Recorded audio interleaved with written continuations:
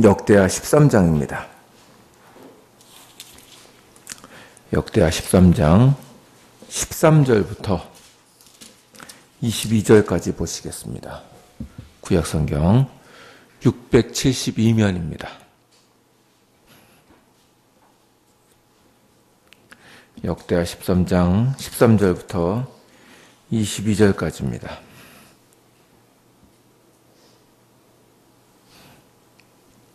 한 절씩 교독하도록 하겠습니다. 제가 13절을 먼저 읽겠습니다.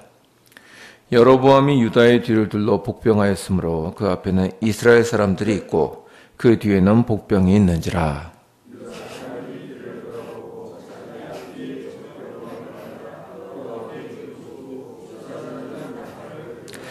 유다 사람이 소리 지를 때에 하나님이 여로보암과 온 이스라엘을 아비야와 유다 앞에서 치시니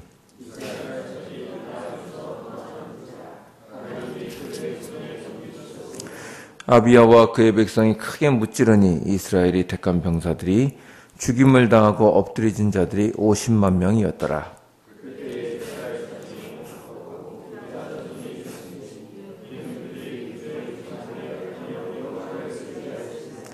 아비야가 여로보암을 쫓아가서 그의 성읍들을 빼앗았으니 곧 베델과 그 동네들과 여사나와 그 동네들과 에브론과 그 동네들이라.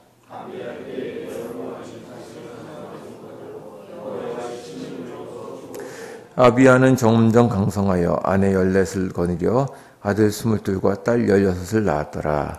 아비야와 남적과 그의 행위와 그의 말은 선지자 이도의 주석책에 기록되니라. 아멘. 역대하 13장은 르호보암의 아들 아비야에 대한 역사입니다. 그의 역사에서 주로 기록된 것은 북이스라엘과 남유다가 벌인 전쟁에 대한 것입니다. 아비야의 아버지 르호보암 시대에 이스라엘은 10지파로 이루어진 북이스라엘과 2지파로 이루어진 남유다로 갈라지게 됩니다. 이렇게 갈라진 이유는 르호보암의 지혜롭지 못하고 불신앙적인 왕권 수행으로 인한 것이었습니다. 어제 말씀드린 대로 르호보암은 자신의 백성들을 형제가 아닌 종으로 대우했고 그것이 백성들의 강력한 반발을 산 것이었습니다. 그래야 나라가 둘로 갈라지게 되었습니다. 이 상태에서 두 나라는 각각의 특징을 갖게 됩니다. 북이스라엘은 남유다보다 상대적으로 큰 경제력과 군사력을 갖게 되었습니다. 이스라엘 12지파 중에서 북이스라엘은 대부분의 지파로 이루어졌기 때문입니다. 북이스라엘의 리더 지파는 가장 강대한 에브라임 지파였습니다. 그래서 구약 성경을 보시면 가끔 북이스라엘을 너 에브라임아 이렇게 부르시는 구절을 볼 수 있습니다. 12지파 중에 대부분이 북쪽으로 갔기 때문에 북쪽 왕국이 이스라엘이라는 이름을 가지고 갔습니다. 그리고 남유다는 왕권과 신앙의 정통성을 가지고 갔습니다. 다윗 왕조가 유다에 있었고 무엇보다도 신앙의 상징인 성전이 남유다에 있었기 때문입니다. 이제 두 나라는 각각 갈라진 상태에서 하나님의 나라를 이루어야 하는 사명에 들어가게 되었습니다. 그런데 여기서 이제 두 나라 사이에 문제가 생겼습니다. 원래 한 나라였던 두 나라는 다시 하나가 되어야 한다는 생각이 강했습니다. 그래서 서로를 힘으로 복속시켜 다시 나라를 하나로 만들려는 시도가 꾸준히 있게 되었고 그로 인해서 오히려 동족 간의 전쟁이 벌어지는 참사가 벌어지게 됩니다. 그러니까 이제 힘을 합쳐서 함께 가는 게 아니라 힘으로 이렇게 상대방을 굴복시키려고 하니 전쟁이 자꾸 벌어지는 것입니다. 오늘 살펴볼 이 아비야 왕 시대에 벌어진 사건도 동일합니다. 13장의 주인공은 여로보암의 아들 아비야인데 그는 고작 3년밖에 왕위에 앉지 못한 왕이었습니다. 그런데 그 짧은 통치 기간 동안에 북이스라엘의 여로보암이 침략해 왔습니다. 본문을 보면 아비야가 여로보암에 비해서 열세인 것이 드러납니다. 3절을 보면 아비야가 동원한 군대는 40만이었고 여로보암이 동원한 수는 80만 명이라고 되어 있습니다. 초기에 말씀드린 대로 북이스라엘이 훨씬 세력이 강했기 때문에 동원한 군사들의 수도 더 많을 수밖에 없었는데 이 본문에서 역시 병력의 수가 2배에 달했습니다.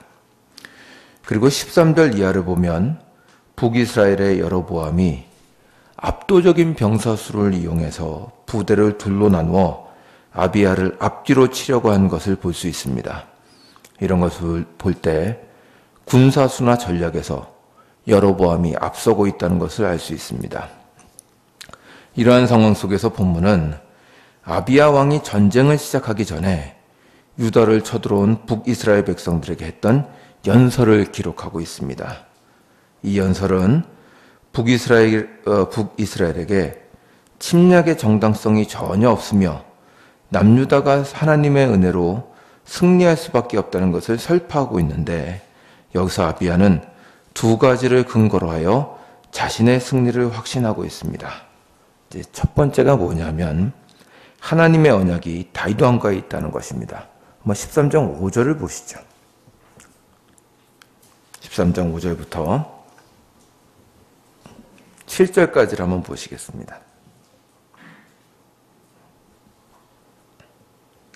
13장 5절부터 7절까지를 한 절씩 교독하도록 하겠습니다. 제가 먼저 5절을 읽겠습니다.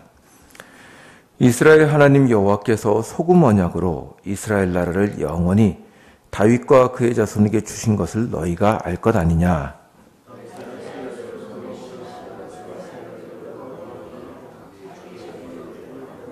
다 같이 읽겠습니다. 남부원군과 잡배가 모여 따름으로 문의 아들 르호보암을 대적하였으나 그때 르호보암이 어리고 마음이 연약하여 그들의 입을 능히 막지 못하였었느니라. 아멘. 이제 5절을 보시면 아비야는 먼저 하나님께서 다윗에게 소금 언약으로 영원한 왕위를 허락해 주셨다고 말합니다. 이제 여기서 소금 언약이라는 것이 무슨 뜻인지가 정확히 알기가 힘듭니다.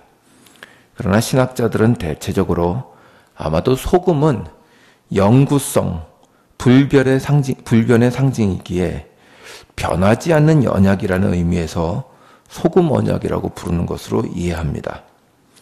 하나님께서 변하지 않는 언약으로 다윗 왕과의 왕위를 보장해 주셨다는 것입니다.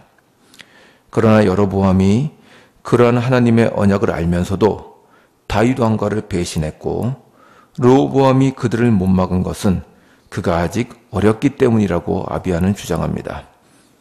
여기까지 아비야는 하나님의 언약으로 인하여 다윗 왕가가 정당성이 있다는 것을 말합니다. 북이스라엘이 남유다를 치는 것은 이런 하나님의 언약을 무시하는 행위라고 말하는 것입니다. 그 다음 2번째로 아비야는 성전과 하나님을 섬기는 올바른 제사가 남유다에 있다는 사실을 주장합니다. 우리 한 8절부터 한번 보시죠. 13장 8절부터 12절까지를 한번 보시겠습니다. 8절부터 12절 한 절씩 교독하도록 하겠습니다. 이제 너희가 또 다윗 자손의 손으로 다스리는 여호와의 나라를 대적하려 하는도다. 너희는 큰 무리여 또 여로보암이 너희를 위하여 신으로 만든 금송아지들이 너희와 함께 있도다.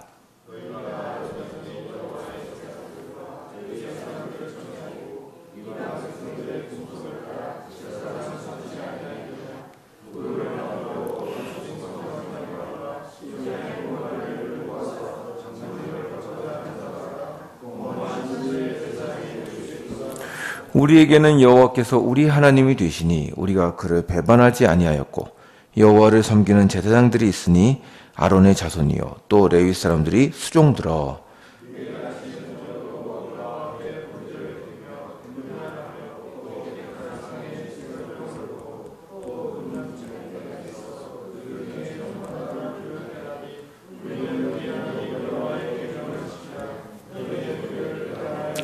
다 같이 읽겠습니다. 하나님은 우리와 함께 하사 우리의 머리가 되시고 그의 제사장들도 우리와 함께하여 전쟁의 나팔을 불어 너희를 공격하느니라. 이스라엘 자손들아 너희 조상들의 하나님 여호와와 싸우지 말라. 너희가 형통하지 못하리라. 아멘. 이 구절을 보면 8절과 9절을 보면 여로보암이 우상을 섬기고 마음대로 제사장들을 세웠다는 것을 비판합니다. 누구든지 어린 숫송아지 1마리와 순양 7마리를 끌고 가면 제사장으로 세워주었다고 합니다.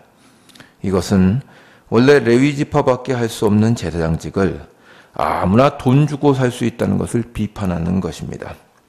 그러나 남유다는 그렇지 않습니다. 10절부터 11절을 보면 남유다에는 레위 사람들인 제사장이 있고 그들이 율법을 따라서 제사를 드리고 있다고 말합니다. 그러므로 하나님을 무시하는 북이스라엘이 이런 하나님의 언약과 참된 예배가 있는 남유다를 친다면 하나님께서 너희에게 패배를 안겨주실 것이다 하는 것이 아비야의 연설의 내용입니다. 12절을 보면 아비야는 지금 북이스라엘이 하나님과 싸우는 것이라고 합니다. 물론 북이스라엘이 이 말을 듣고 돌이킬 리가 없습니다. 전투가 벌어졌는데 남유다는 하나님의 크신 도움이 임했습니다. 그것이 오늘 읽은 13절부터 16절까지 기록되어 있습니다. 유다 사람들이 자신들이 포위당한 것을 보고 여호와께 부르짖었고 제사장들이 나팔을 불었다고 되어 있습니다. 이때 하나님께서 유다를 도와 북이스라엘을 치셨다고 합니다. 결국 북이스라엘의 죽은 자가 80만의 군대 중에서 50만 명이 죽었다고 되어 있습니다. 이것은 대패를 당했다는 것입니다.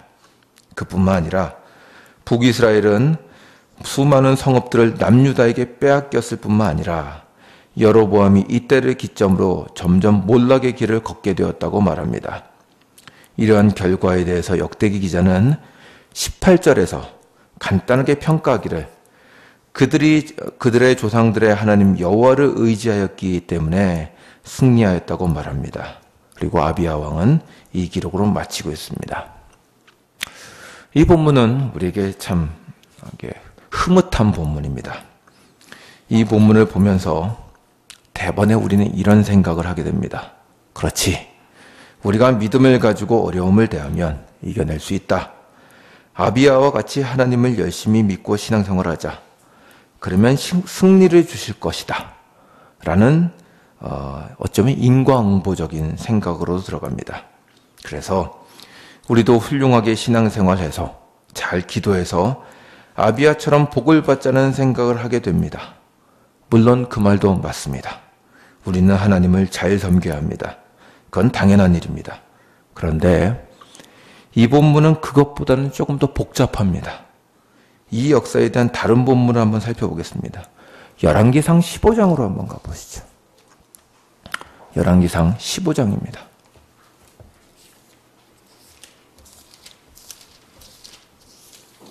15장 3절부터 5절입니다.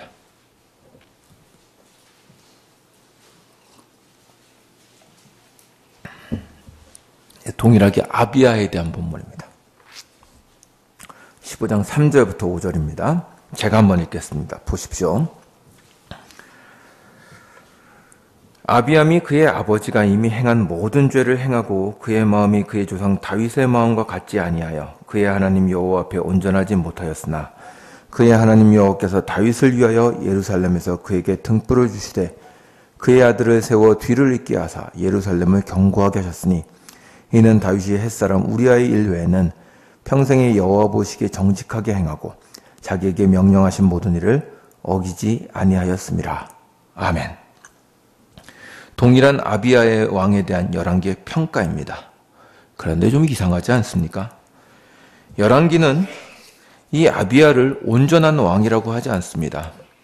오히려 그의 마음이 다윗과 같지 않았고 하나님께 온전하지 못했다고 말합니다.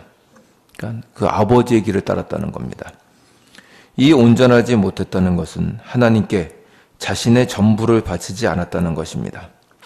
아마도 어제 르호보암과 같이 아비야도 하나님을 섬기기는 했으나 백성들이 우상을 섬기는 것을 허락해 준 것으로 보입니다. 그러니까 하나님께 온전하지 못했다는 말을 하는 것입니다.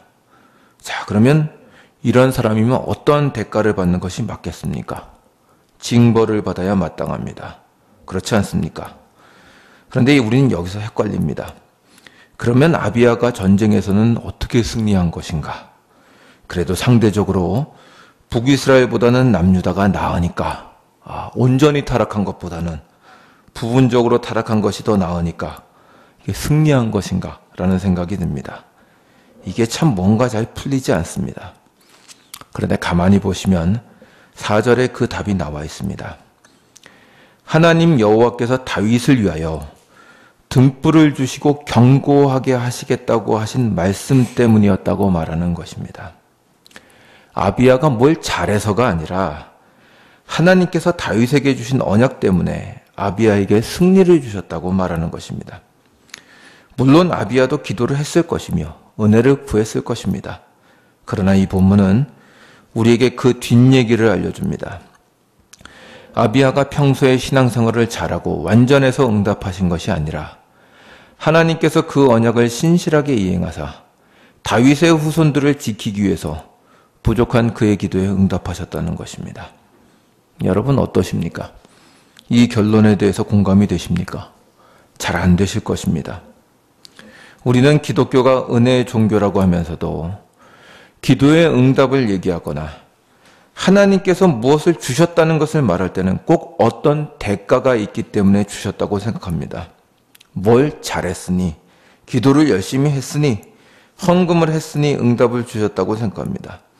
그러나 생각해 보십시오. 은혜라는 것은 값없이 주는 겁니다.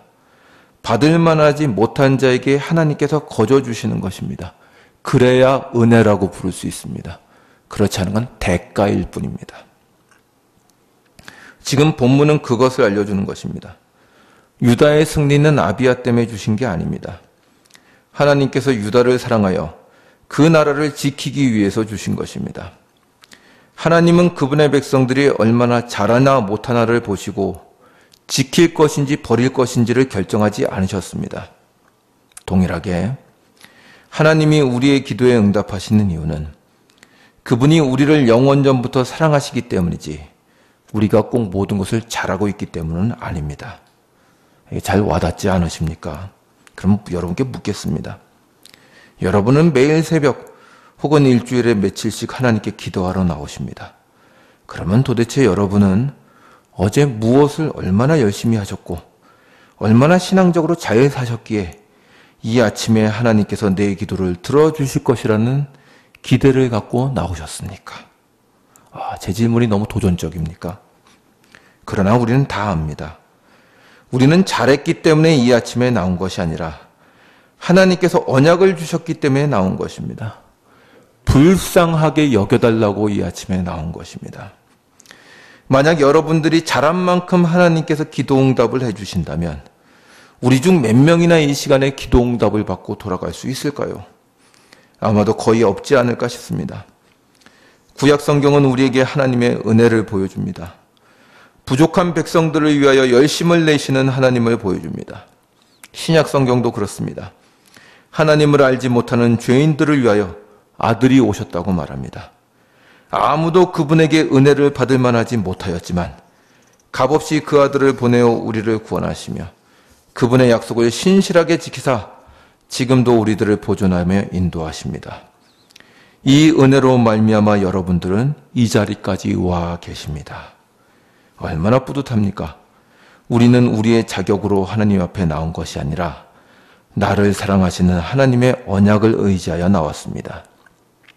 그러면 여러분 중에는 이렇게 묻는 분이 계실 수도 있습니다.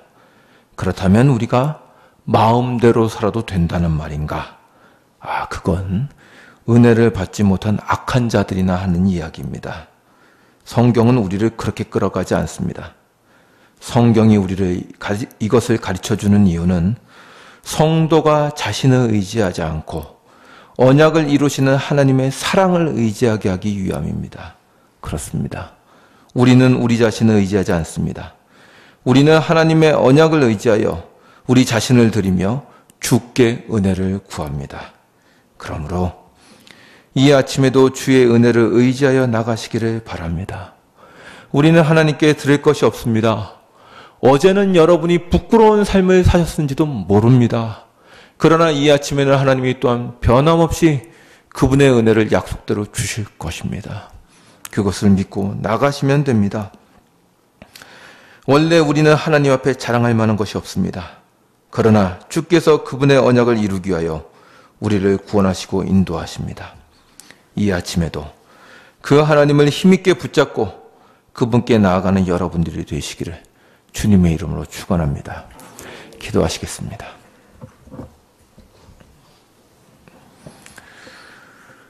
주님, 이 모순돼 보이는 성경의 두 본문을 가지고 우리는 하나님의 놀라운 은혜를 깨닫습니다. 아비야를 구원하신 이유는 아비야가 평소에 하나님께 잘했기 때문이 아니라 차마 자신의 자녀를 버리실 수 없는, 그리고 자신의 언약을 깨실 수 없는 하나님의 신실함 때문에 주님께서 아비야를 구원하셨다는 것을 보게 됩니다.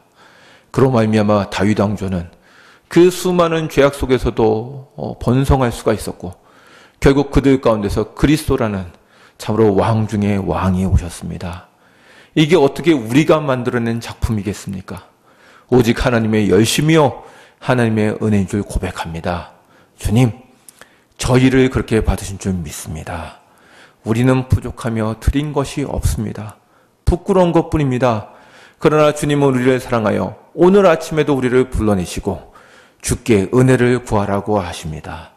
담대하게 나와싸우니 그리스도 안에서 주께 구하는 우리들이 될 수 있도록 하여 주시옵시고, 주의 은혜를 의지하여 오늘도 풍성히 받아 누리는 우리 모두가 될 수 있도록 은총을 베풀어 주시옵소서. 감사드리며 예수님의 이름으로 기도드리옵나이다. 아멘. 하늘에 계신